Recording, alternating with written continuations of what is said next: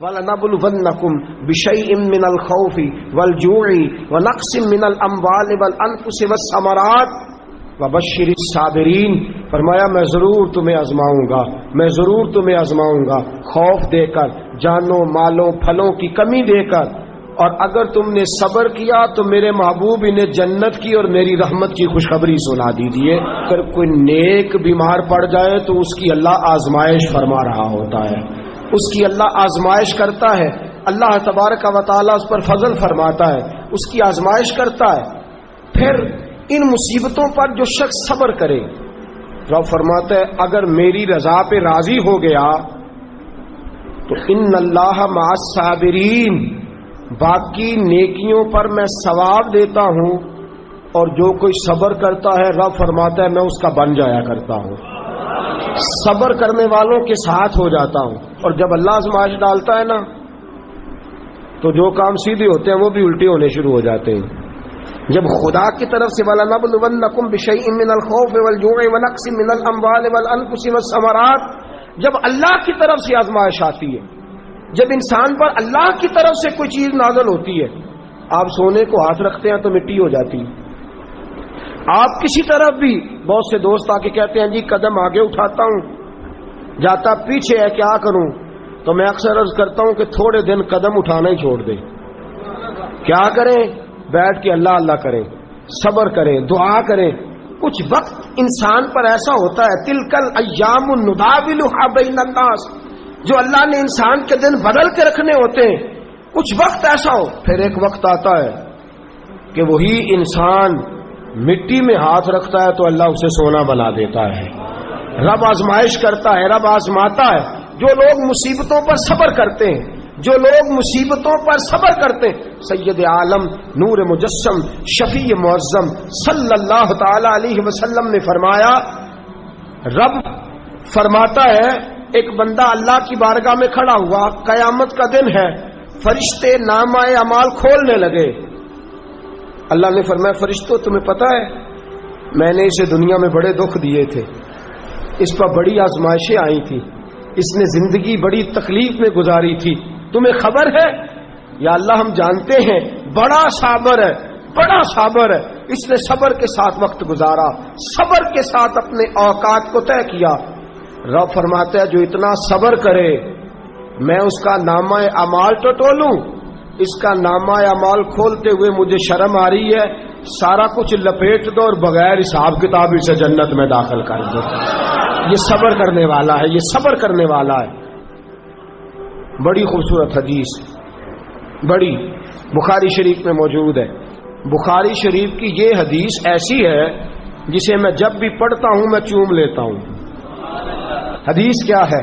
رسول کریم صلی اللہ تعالی علیہ وسلم نے فرمایا، رب فرماتا ہے ایک بندہ ہے، اس کو میں نے آنکھیں نہیں دی، اس کو میں نے آنکھیں نہیں دی، اندھا ہے، پیدائشی اندھا ہے یا بعد میں کسی وجہ سے ہو گیا، اس کے پاس آنکھیں نہیں، لیکن اس نے زندگی بھر صبر کیا، اس نے زندگی بھر صبر کیا، صبح قیامت وہ کھڑا ہوا تو رب کریم نے فرشتوں سے فرمایا، فرشتوں اس کو میں نے آنکھیں نہیں دی، بیچارہ نہ بیٹی دیکھ سکا، نہ بیٹا، نہ باپ دیکھ سکا، نہ ماں، یہ کوئی دنیا کا نظارہ نہیں کر سکا، تم بتاؤ اس کا اجر کیا ہے؟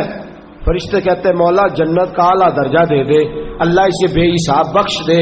رب فرماتے اس نے ساری زندگی بغیر آنکھوں کے صبر کیا ہے، اسے صرف جنت نہیں ملے گی بلکہ آج اسے اس کا رب اپنا دیدار بھی کرائے گا۔